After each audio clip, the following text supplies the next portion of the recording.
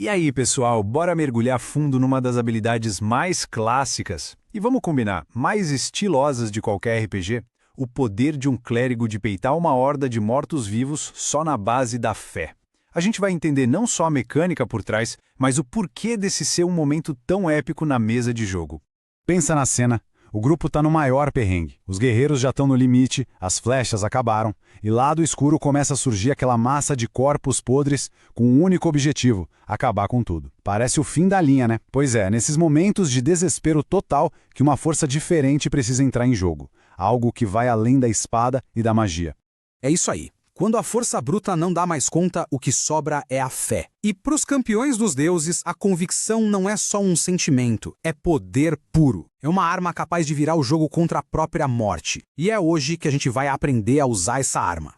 E essa arma tem nome. É a habilidade de expulsar, ou então fascinar, mortos-vivos. Um ato de pura canalização de poder divino que pode literalmente limpar um campo de batalha, ou, para quem segue uma fé, digamos, mais sombria, pode subjugar essas criaturas para fins bem nefastos.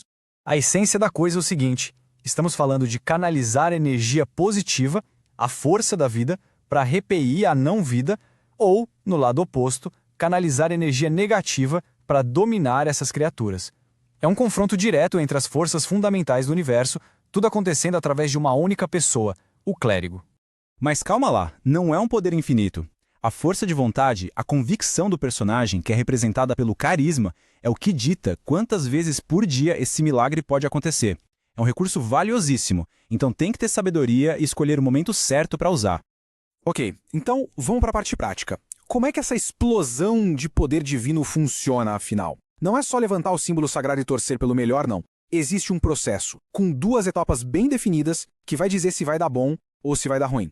Funciona assim. Primeiro, vem um teste, que basicamente mede a potência da sua conexão divina naquele exato instante. É isso que define o nível máximo de poder da criatura que pode ser afetada. Depois, vem uma segunda rolagem para ver o volume, a quantidade de energia profana que dá para mandar embora. Para ficar bem simples, o primeiro teste, com carisma, define a qualidade do poder. Ou seja, qual é a criatura mais forte que dá para atingir.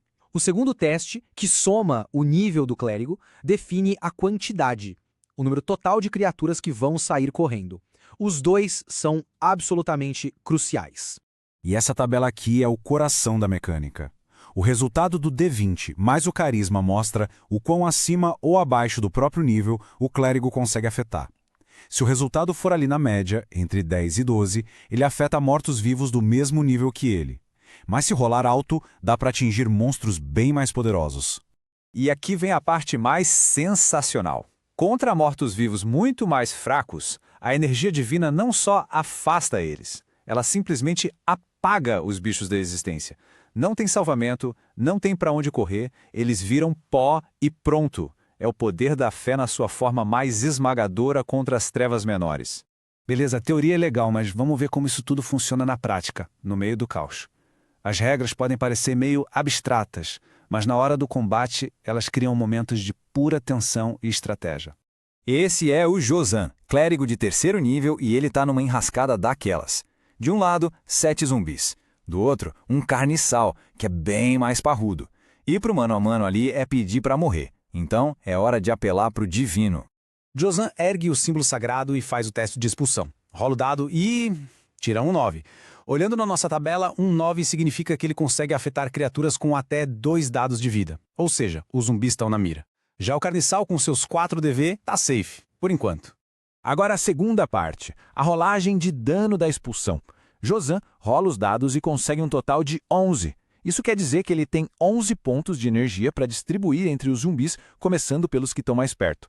Será que vai ser o bastante? E aqui está o resultado da jogada. O carniçal nem sentiu, como a gente já esperava. Josan usou 10 dos seus 11 pontos de poder para fazer 5 zumbis saírem correndo de medo. Sobrou um pontinho que foi para o lixo e agora a luta é contra 2 zumbis e o carniçal. A situação melhorou, mas o chefão ainda está na área. Mas o Josan não desiste. Com os inimigos que sobraram vindo para cima, ele precisa tentar de novo. Ele se concentra, canaliza a fé mais uma vez, focando toda a energia divina nas criaturas que restaram. Essa pode ser a última chance. E dessa vez, a rolagem é espetacular. Um 21. Olhando na tabela, isso é poder para afetar mortos-vivos com até 6 dados de vida. Agora sim, até o carniçal todo-poderoso ficou vulnerável à fé do Josan. O jogo virou. Só que a sorte... a sorte. Apesar do teste ter sido brilhante, a rolagem de dano de expulsão foi bem mais modesta. Um 7. Ele tem a qualidade de poder para afetar o carniçal, mas será que tem a quantidade de energia para isso? O destino da luta depende dessa resposta.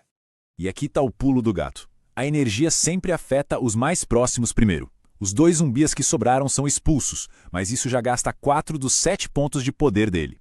Com só 3 pontos sobrando, não dá para afetar o carniçal de 4 dados de vida. Ou seja, o teste foi incrível, mas a quantidade de energia não foi suficiente. O último inimigo vai ter que ser derrotado do jeito antigo, na base da porrada, provando que nem sempre só a fé resolve tudo. E claro, para toda a força da luz, existe um reflexo sombrio. A mesma energia que um clérigo bom usa para purificar a não-vida, um clérigo maligno consegue distorcer para dobrar essas criaturas à sua vontade. Vamos dar uma olhada no outro lado da moeda.